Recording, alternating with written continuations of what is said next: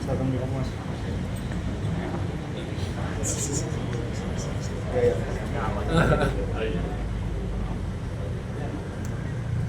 Terima kasih. Selamat pagi. Assalamualaikum warahmatullahi wabarakatuh.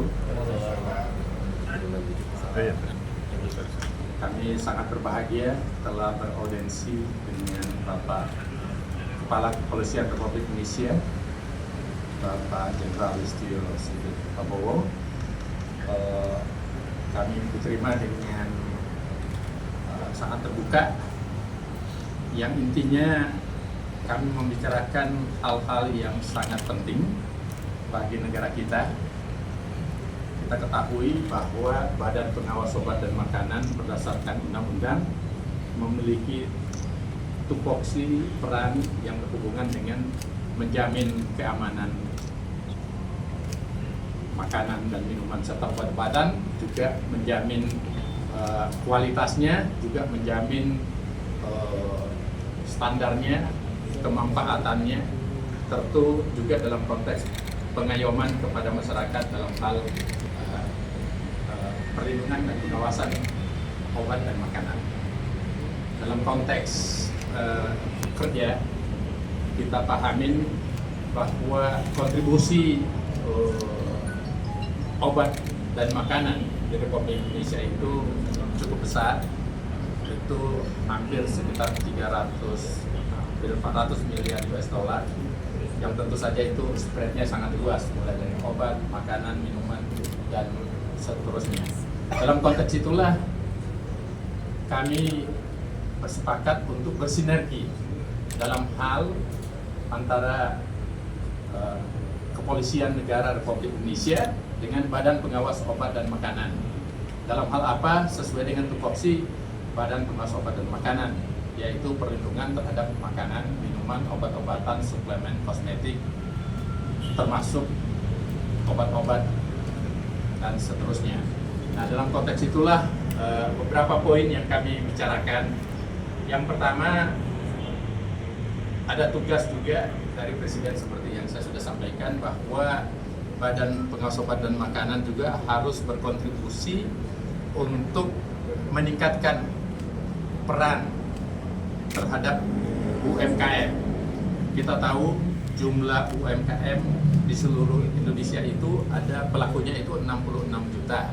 Tapi yang berhubungan dengan makanan, minuman, obat-obatan, dan obat tradisional, jamu-jamuan dan sebagainya itu kurang lebih 18 juta.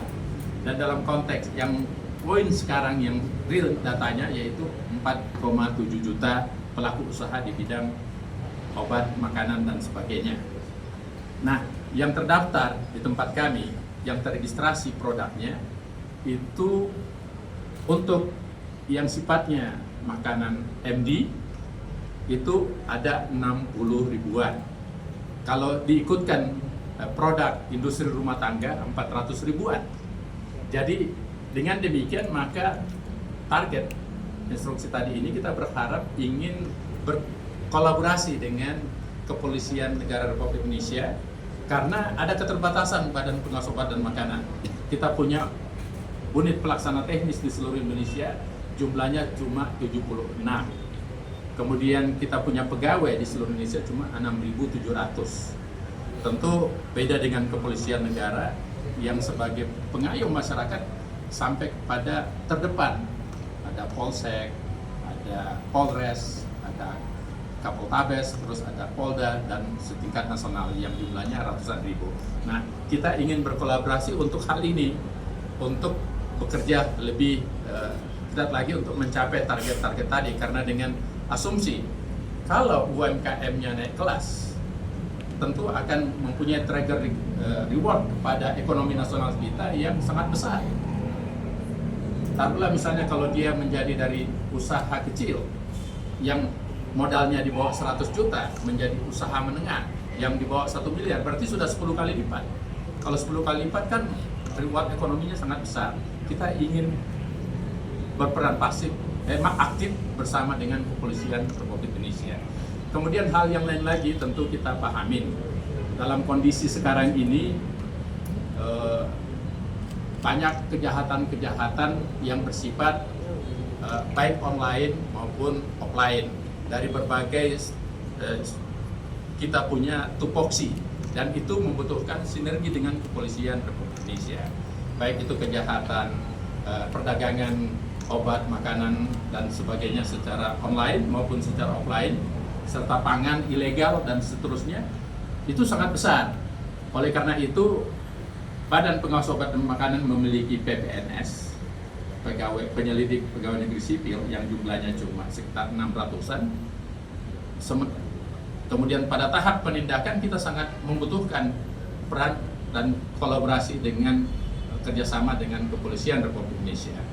Oleh karena itu, kita pahamin dengan konteks itulah maka Badan Pengawas Obat dan Makanan juga berkomitmen untuk menuntaskan berbagai macam mafia-mafia yang terjadi di Republik Indonesia ini yang berhubungan dengan tupoksi kami, dan kami sudah sepakat dengan Bapak Kapolri untuk mendukung kami secara maksimal. Saya kira itu inti dari apa yang kami diskusikan tadi. Intinya bagaimana kami ingin secara perkuat secara maksimal untuk melayani masyarakat Republik Indonesia, melindungi masyarakat Indonesia dari persoalan-persoalan obat dan makanan yang bisa berpengaruh terhadap kesehatannya. Saya kira demikian. Terima kasih. Assalamualaikum warahmatullahi wabarakatuh. Salam sejahtera untuk kita semua yang kami hormati Kepala Balekom dan jajarannya, rekan-rekan pejabat utama, dan khususnya rekan-rekan media. Tentunya hari ini kami menyambut baik dan tentunya mendukung penuh apa yang menjadi program dan kebijakan Balekom. Ada beberapa hal yang tentunya menjadi catatan kami tadi, bagaimana kita meningkatkan kerjasama yang nanti akan kita tuangkan di dalam penyempurnaan MOU dan PKS-PKS kita, khususnya untuk menjaga agar kualitas baik makanan dan obat-obatan serta minuman ini betul-betul bisa terus terjaga.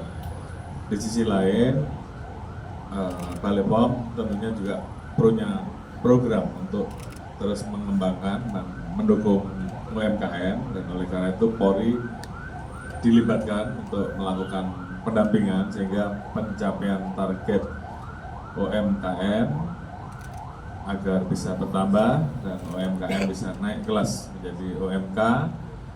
Namun di sisi lain, barang-barang ataupun jenis-jenis makanan yang diproduksi tetap higienis dan memiliki standar kualitas kesehatan yang terjaga.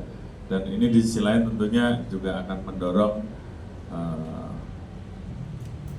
pemasukan bagi negara, sekaligus di satu sisi terus bisa mengembangkan dan mendorong pelaku usaha untuk terus bisa bertumbuh di Indonesia. Di sisi lain, kami juga sepakat untuk melakukan pemberantasan penindakan terkait dengan pelaku-pelaku mafia yang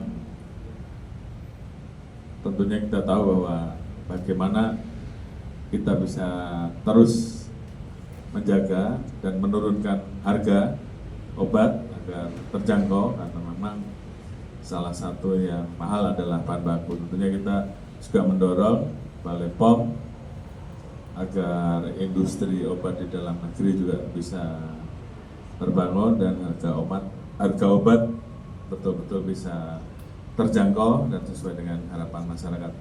Intinya kita siap melakukan kerjasama, siap untuk melakukan pendampingan sehingga ini bermanfaat buat industri, para pelaku usaha dan UMKM, bisa sisi kesehatan masyarakat terjaga, dan kami juga tentunya akan bersama-sama melakukan penindakan terhadap pelanggaran-pelanggaran yang berdampak kepada keselamatan jiwa masyarakat terkait dengan pelanggaran terkait makanan dan obat-obatan. Mungkin itu yang bisa kami lakukan. Terima kasih.